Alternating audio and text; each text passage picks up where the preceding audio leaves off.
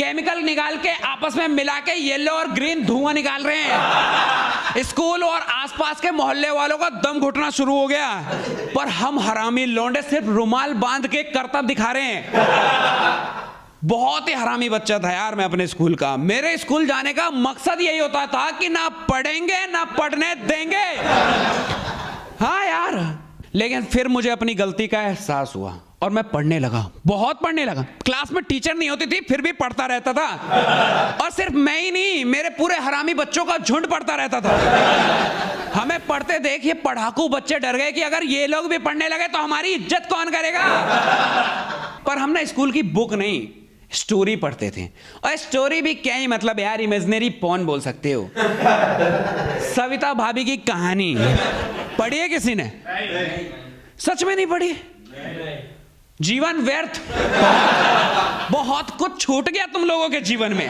सविता भाभी की कहानी, the story of love, desire, भूख, सेटिस्फैक्शन, सब है स्टोरी में। मैं तो बहुत बड़ा फैन था यार भाभी का।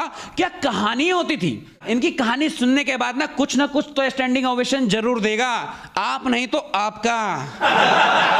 सिर्फ टाइटल सुनते ही ना शरीर में जज्बात जाग जाते थे, ना मर्दों में भी मर्दानगी का एहसास जगा देती थी कि टाइटल ही ऐसे होते थे, रसीली भाभी जोशीला देवर। टाइटल से इंसान समझ जाए कि क्या होने वाला है। तो यार देखो 11th स्टैंडर्ड में मेरे घर वालों ने मुझे फोन दिलाया कि राजा बेटा है तुम्हारा, जा मौज ले।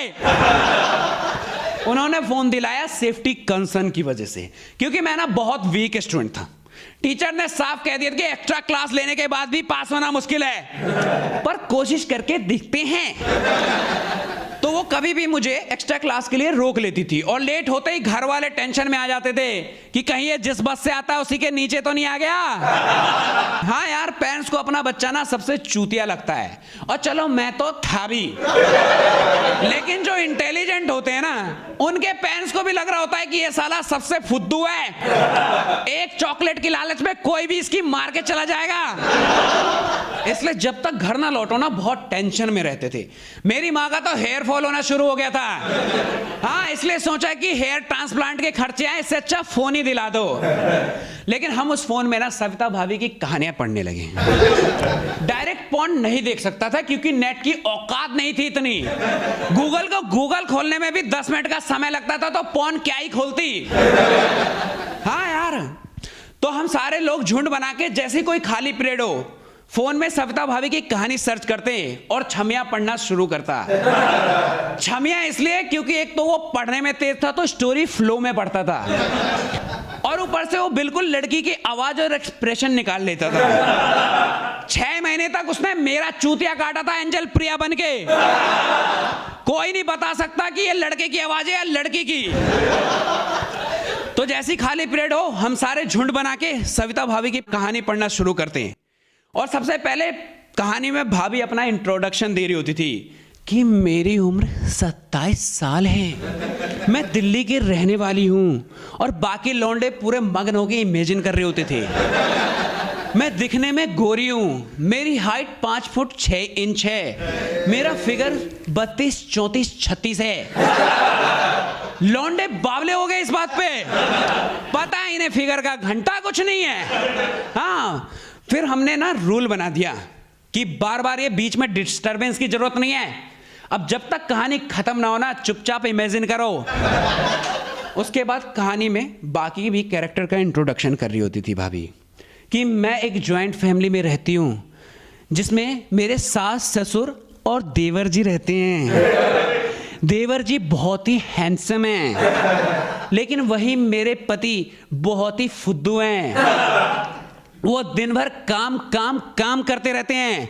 उनके काम के चक्कर में मेरा कामा सूत्र खत्म हो गया है, और मैं बहुत ज्यादा दुखी रहने लगी। और साला हम लोग सोच रहे होते थे कि ये कौन सी औरत है जो इतनी भरी हुई है। ये पहली औरत है जो काम करने वाले पति को कोस रही है। इसको सक्सेसफुल नहीं सेक्सफुल पति चाहिए। और हमने ना हर दिन का ये रूटीन बना लिया था, जैसे ही खाली पीरियड हो हम झुंड बना के स्टोरी पढ़ना शुरू कर देते। लेकिन एक दिन हम स्टोरी में इतना ज़्यादा मदहोश हो गए कि हमने टीचर का भी ध्यान नहीं रख पाए, और हमारे पीटीआई सर आके पीछे से कहानी सुनने लगे। 5 मिनट सुनने के बाद वो खुद ही मदोश हो गए और हमें डांटने की जगह साथ में बैठ के स्टोरी सुनने लगी और बीच में बोल पड़े। हमने एक साथ सबने उनका बाल पकड़ के बाहर की तरफ खींचा कि ये कौन लोड़ू है जिसको रूल की नहीं पता। तो देखा सर थे, हमने कहा आई एम सॉरी सर। तो सर कहते हैं आई एम सॉरी टू, मुझे रूल की नहीं पता थी। लेकिन फिर सर को एकदम से रियलाइज हुआ कि वो क्यों सॉरी बोल रहे, वो तो टीचर हैं। तो चिल्लाने लगे कि तुम लोग ये गंदी चीजें पढ़ने के लिए स्कूल आते हो क्या, चलो प्रिंसिपल के पास। हमने कि सॉरी सर, पर इसी गंदगी में कुछ देर पहले आप सुअर बन के लौट रहे थे और क्लास में किसी की मां बहन एक करने से अच्छा है कि देवर भाभी को एक कर दे। और रही बात पढ़ाई की, तो आप तो करो ही मत, 2 कौड़ी के पीटीआई हो आप। अगर इतनी चिंता होती ना पढ़ाई की तो आज किसी क्लासरूम में होते, पीपल के पेड़ के नीचे नहीं। अरे जाओ जाके लेफ्ट राइट लेफ्ट करो, ज्ञान की बातें नहीं। इतना डिमोटिवेट हुए कि कंप्लेन करने की जगह स्कूल छोड़ के चले गए। लेकिन बाद में रियलाइज हुआ कि उनका भी कामा सूत्र से ज्यादा काम पे ध्यान था और घर में एक छोटा भाई भी था। अब इससे पहले कि ये स्टोरी सविता भाभी में छपे, घर पे रहने लगी। हाँ यार, हम सविता भाभी की कहानियों में ना बहुत ज्यादा घुस गए थे यार, और इससे ना हमारा इंटरेस्ट लड़कियों से शिफ्ट होके भाभियों पे चला गया था। हम साले सूखे सूखे से लौंडे बाल में जेल लगा के सुबह 5 बजे चौराहे पे भाभियों को बोल रहे होते थे कि बहुत सताई हुई सी लगती हो, एक मौका दे दो। पर एक बार मेरे एक दोस्त ने एक भाभी को बोला बहुत सताई हुई सी लगती हो, पर वो अपने पति से बहुत खुश थी। वो गुस्सा हो गई, कहते साले तू जितना पूरा है ना उतना मेरे पति का वो है।